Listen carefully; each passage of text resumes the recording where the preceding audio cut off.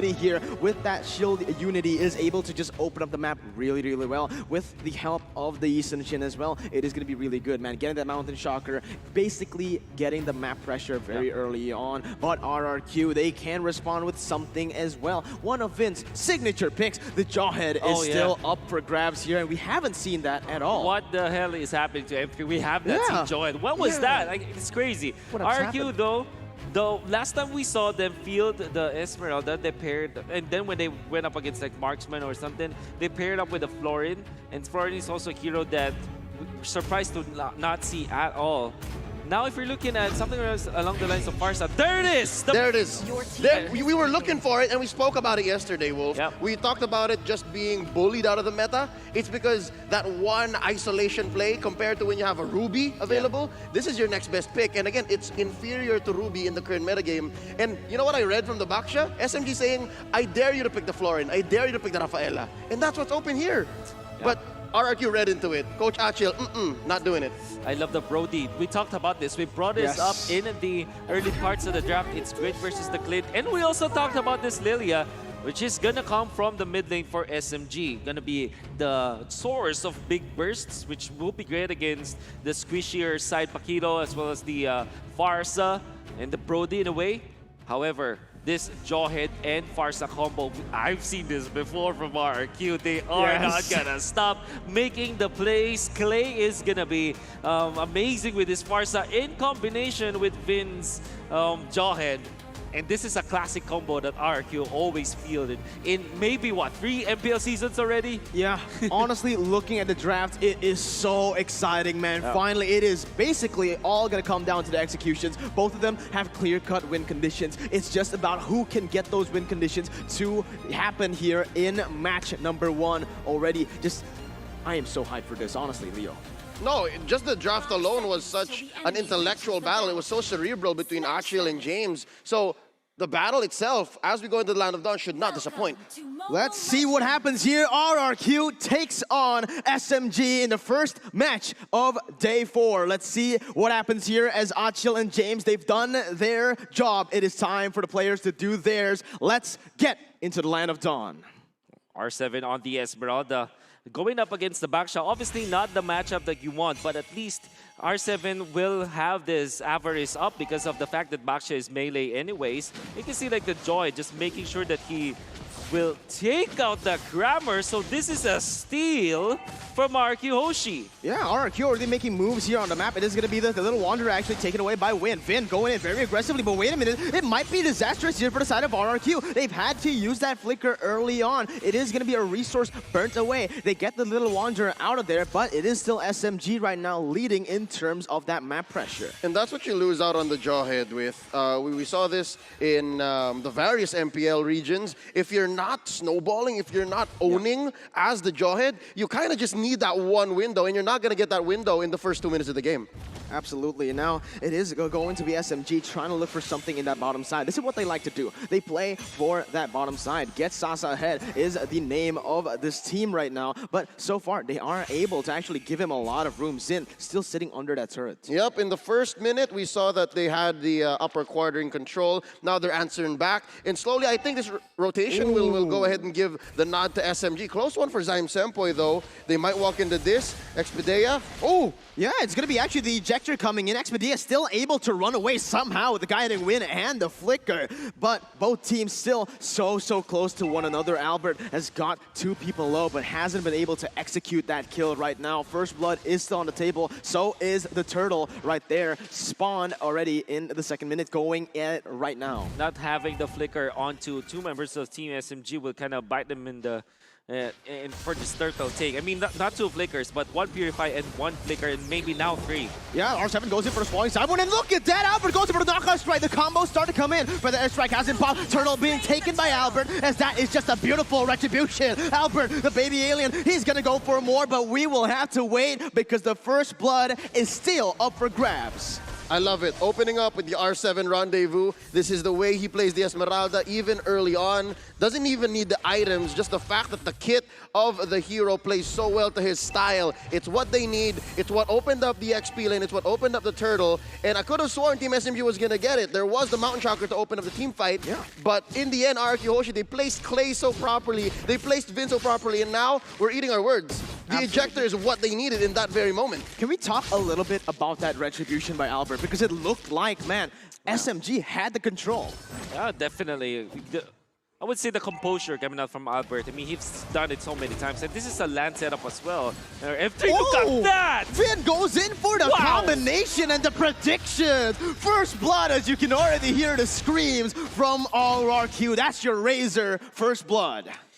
I could have sworn that he might be even faster than what Team SMG had to react to. I mean, he was way ahead, maybe 3 steps ahead of that. Using the ultimate first, the unstoppable force, he knows that the flicker will come in, and even through the turret aggro, he went in. Absolutely, Albert already forcing Zyme Senpoi to use that black shoes, just pure aggression. This is Rrq Hoshi's playstyle. All they want to do is keep banging on your door, and certainly this is what they're doing. I'd suggest for Team SMG, if they're feeling that there's like too much pressure and they're not ready to take fights yet, play to that strength. Get away from it. Use Expedea to face check. Use the Mountain Shocker defensively. Because if not, they're going to keep walking into Vin. They're going to keep walking into R7. And right now, this is step 1. Smooth, isolate R7. Smooth, go ahead, do some face checking yourself. Use that Baksha rollout, unite, and make sure that there's nobody lurking, nobody making Win's life difficult. And the one thing that Team SMB can hold on for this early game, the one thing they can say that's good is Sasa hasn't died yet. Sasa it could have been so disastrous for Sasa if Vin just keep pulling those Ultra Instinct ejectors, because they don't even need to use the flicker. Yeah, but you can see the setup from Rrq. They're a completely different beast to what we saw from Season 8, from MPLI. Usually, they're just going guns blazing. They don't really think much of what they're doing. They rely on their mechanics, but they have fixed all of those mistakes. You can see the turtle, second turtle being picked up. Nothing lost at all. They will be able to trade the bottom side, but look at that. It's going to be Win. No, in his own jungle. Gets invaded, and Albert comes in for the kill. Smooth now trying to recover for his team, but Rrq, they simply have too much power, too much sustain, and too much damage in that top side. As Finn goes in for the onslaught force to the backside, ejector comes in as well. Sasa is gonna go falling down, but wait a minute, he's going to go and outplay Zin and Finn. Sasa! What the heck was that, man? Sasa has shown himself. He falls just almost immediately, but still the outplay, that very one, that moment, That was amazing. But however, Rrq will still get more. So they want to go for Expedea this time, but Albert might bit him off more than he could chew. Is really taking advantage of this turtle buff, but which is, by the way, super underrated on the jungler Paquito. With so much burst and nukes from the physical department that you can get from the Paquito, it is even more amplified with that bonus that you get out of the turtle. But look at that, Sasa flickering in forward and gets the entangle as well. My God. What a series of events for SMG. However, it was put to a stop by Clay. Honestly, that was beautiful there, man. He played with the vision. He went into that bush, but Expedea now, he's going to go use Circle Eagle, but it's actually going to be Zin bringing them back onto the turret, and Expedea will lose a lot of HP. This is the time for Rrq Hoshi to maybe look for something in that top side. You can see that they did the switch now. R7 and Smooth down on bottom. They understand that for Sasa to get some farm, you need to switch it up. You need to give the firepower over here to Team SMG to try to get at least one more turtle for SMG before we go into Lord timers. And the thing is, Expedea shouldn't have done that. I think that was very risky. They just made the call at the last moment to say, okay, Vin might be here, and there he is indeed, actually. Yeah, Expedea gets caught out right there. There's already 2 ultimates being burnt out for the side of Rrq. As SMG, they might look to collapse, but look at the damage coming in. Albert completely just removes Zyme Senpoi out of the game, and Sasa's next. Albert, the baby alien, he's looking for the triple kill, goes in under turret to pick it up. Oh my God, SMG, they're nowhere to go. Maniac for the baby alien, holy. Albert is putting a show, and we've used this term before. This is a seminar, this is a clinic. We are seeing Albert showing how it's not even just the efficiency of how he was able to use his skills. The combo is just too good. The way that every single choice of skill that he thrown in that specific skirmish was perfect. Phenomenal. It's perfect. Like this 3-combo finish against Zyme Senpoi, and then he waits for another refresh of his skills, and then eventually takes out Clint. Such a perfect execution from the Paquito, and I'm sure that will go down to the textbook on how to play the Paquito. It's part of the scramble. I think Team SMG, they already kind of got off tempo when they started that call and say, okay, underneath the turret, we're going to try to get a circling eagle down. And they kind of felt a little bit of hesitation, a little bit of ganker's remorse, if I might put it that way. And that's what opened them up to that quick take up top, a Maniac for the baby alien. And now they're scrambling. Again, one more time, R7 here, he's comfortable, more than comfortable to take his fight. He's in a 1v3 and he doesn't care. He's not taking any damage right there. Sasa will be able to pick up an objective on the board in that top side, but still R7 with this pressure. I do want to go back, roll it back again to that replay, man, because you saw Albert. He was actually caught in that sandwich. Yep. The decision making and the shot selection by him was just beautiful. They had all the kit. They knew exactly where they were. They knew how to engage. They had their perfect targeting. The fact that Sasa went down second in that row of 4, if at 2K you took down the Clint, then you're all good. You're good in the hood, as they say. Yeah. You're good in the hood, absolutely. But this is what I wanted to see from Rrq. This is the Indonesian aggression that we all love and we all know. From yesterday, we've seen a lot of macro plays. Crazy this, crazy that, but we haven't seen this. Look at that. It's just Rrq going to town. Sin picks up the kill, and SMG are forced to back away again. Man. This is a more refined version of that aggression. I took note of the way that they performed in MPL, the way that they did in the Invitational, and they seem to want to pick fights and then convert. Now it seems like they're thinking 2 steps ahead. Maybe we can convert into this, but where do we find the fights? And that's what's happening with Rrq Hoshi this time around. They're not even looking for the people. The dudes just come to them. The bodies just come to them right in the way of their steam-rolling pattern.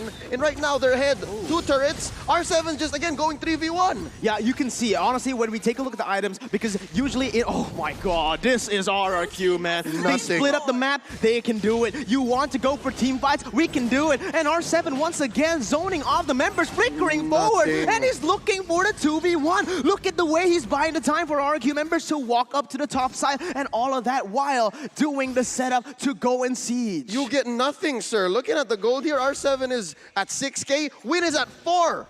He's ahead by 2 over the opponent's jungler, and that's just what happened here, forcing SMG to switch around. We already saw Sasa go from top to bottom, bottom to top, and looking at his farm right now, it's at 6K. R7 still ahead of that. Oh my goodness, the way they played this game has been perfect so far. Look at the waves crashing in at the exact same time as that is all the tier 2 and turrets taken off the board. You can see from the face cams right now. Oh my god, just to put the salt on the wound, you get another pick off, and the Feather Airstrike will be able to take Sasa to very deep waters. Rrq are gonna go in for it. Starver lands on a 3, and they're just styling at this point. They don't need to be able to make these plays anymore. All they need is 4 of those inhibitors. But Zin goes in once again, using that torn apart memory to deal some damage as Albert. He is not going to be punished at all. At this point, I'm not even questioning why it's Zin and not Skylar, because you don't need mechanics at this point. You just need that killer instinct. You just need that grit. You need that experience to understand that it's the Albert show this time around. We're setting him up. Clay's gonna make him soft, and Albert's gonna knock them all down. 4 in a row earlier already, and looking at the gold lead, 10K in 11 minutes. 10K, where does Team SMG even go from here? Oh, you know, you see Vin is 5.3K. That is the roam, the position 5, the least priority. And look at Win! Look at 5.7K. The difference between the jungler of the enemy and the roamer of Rrq is just 300 gold. And that spells doom for Team SMG. That is insane. If you look at it, 11 minutes and you're able to build this much of a gold lead already, only losing 1 turret, by the way. There's too much on the back of the lone cowboy here. I know that one key for Team SMG to get back is to make Sasa a threat, to give Sasa a chance to hit those free hits and then get the burst on to Clay or even Sin. But it's just too hard, there's too much. It might just break the camel's back. Yeah, you can see the positioning as well from the side of Rrq, man. They played really, really smart. They know that they are, they freeze the waves, right? And they put someone in their bushes in the enemy jungle, waiting for someone to just overstep a bit. You can see though, SMG, they know how to do this. You saw that whoever gets caught, usually it is mostly Expedia. With 4 deaths, he is doing what a roamer should do in a losing match. You can see Sasa, the only hero that has a kill side of Team SMG, and that was a double kill that he had to really put up all the stops. Even just, Flicker trying to outbrain Rrq Hoshi, but then eventually gets taken out by Clay. What I'm trying to say is that Rrq Hoshi, they're not in it for just solo kills or solo trades. They always will try to win the trade-off.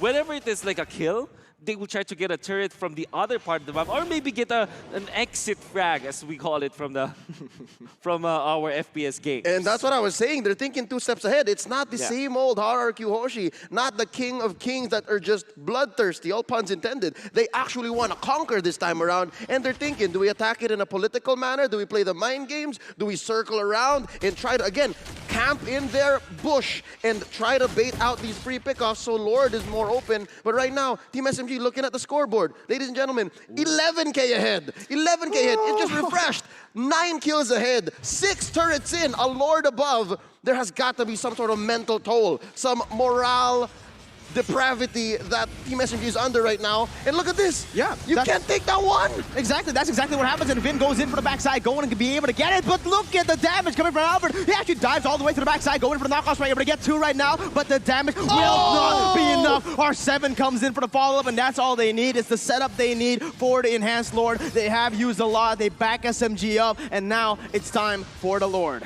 At this point, I think that's fair. They ate so many ults from Team SMG, forced them out. No kills for sure. Rrq Hoshi kept their battle spells in check, and all this did was open up the map more, make it a little more blue, and make this Luminous Lord all the more free. Now the question is, are they waiting to choke out this purple? Are they waiting for it to scale at 15? Or are they going to go for it and bait out another team fight Team SMG's not ready for? That's the thing, right? Rrq Hoshi, all of their heroes have low cooldown ultimates. Maybe the longest cooldown might come from Vin's Jawhead, but that's not even long at this point, so they can continuously fight.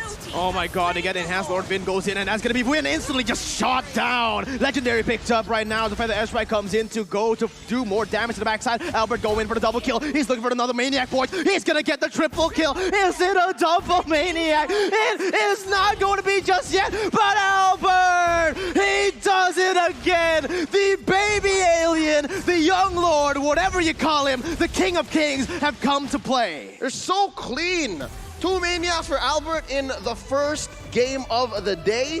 A Maniac twice over. What a performance. What an opener.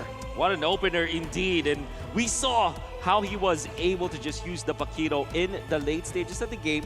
But in the early to the mid game, we see how efficient he was. Taking advantage of that turtle buff. We know that he has bonus damage, so that even just a 3-hit combo or a 3-skill combo from the Paquito can melt the Lilia down from 100 to 0%. And he did it over and over to the point where he got a Maniac, and then he did it again in the latter portions of the game.